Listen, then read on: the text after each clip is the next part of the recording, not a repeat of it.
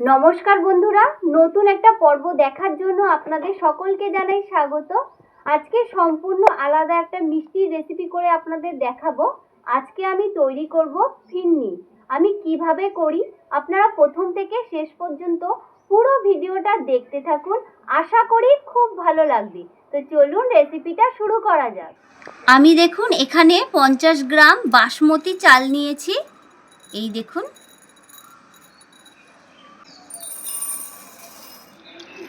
দুবার আমি জল দিয়ে খুব ভালো করে একটু ধুয়ে নিচ্ছি।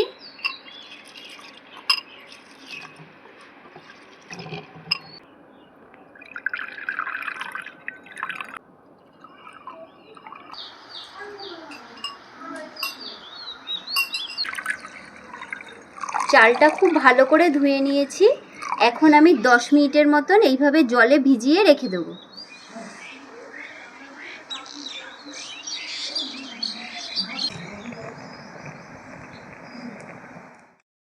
এখানে দেখুন আমি 500-র মতন গরুর দুধ নিয়েছি।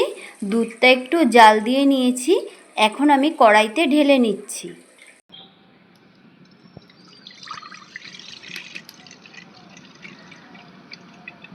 এখানে আমি অল্প করে দুধ রেখে দিচ্ছি।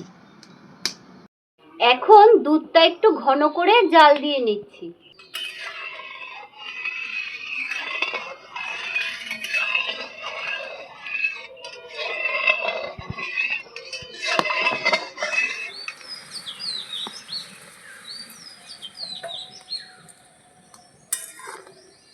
দুধটা দেখুন বেশ সুন্দর কিন্তু ফুটে উঠেছে। আর এভাবে অনবরত কিন্তু নাড়তে হবে, দুধে যেন একদম সর না পড়ে।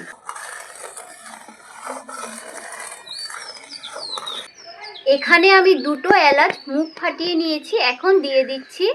গন্ধটা খুব সুন্দর আসবে। এখানে দেখুন 10 মিনিটের জন্য আমি বাসমতি চালটা যে ভিজিয়ে রেখেছিলাম বেশ সুন্দর কিন্তু নরম হয়ে গেছে। এখন আমি জলটা ঝরিয়ে নেব।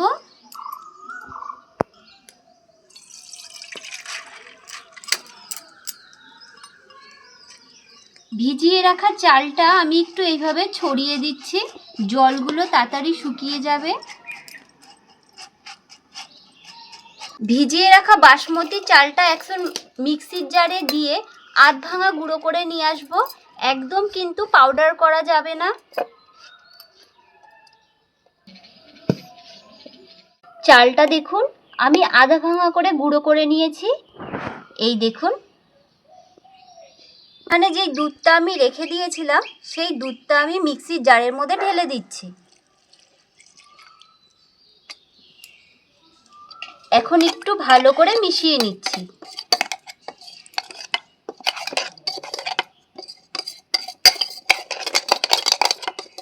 এখন এই জাল দেওয়া দুধের মধ্যে মিক্সিতে যেই চালটা পেস্ট করে নিয়েছিলাম ঢেলে দিচ্ছি। এভাবে অনবরত নাড়তে হবে, না হলে চালটা কিন্তু কড়াইয়ের তলায় লেগে যাবে। আগুনটা এই সময় কমিয়ে দিতে হবে, বেশি আগুন দিলে কড়াইয়ের তলায় কিন্তু চালটা লেগে যাবে। এইভাবে নাড়তে নাড়তে দেখবেন দুধটা বেশ সুন্দর কিন্তু ঘন হয়ে আসবে। দেখুন বেশ সুন্দর কিন্তু ঘন হয়ে গেছে। সামান্য একটু মিষ্টি দিয়ে দিচ্ছি। এই ফিরনি কিন্তু বেশি মিষ্টি একদম ভালো লাগে না।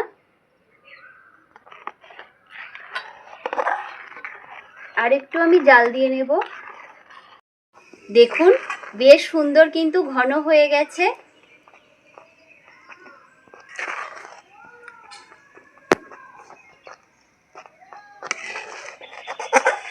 ফিরনি কিন্তু আমার রেডি হয়ে গেছে। এখন আমি নামিয়ে নিচ্ছি। এখন একটা বাটির মধ্যে ঢেলে নিচ্ছি। আর দেখতে দেখুন কতটা লোভনীয় হয়েছে। এখন ওপর থেকে 2-1টা কিশমিশ আমি সাজিয়ে দিচ্ছি, দেখতে কিন্তু বেশ সুন্দর লাগবে।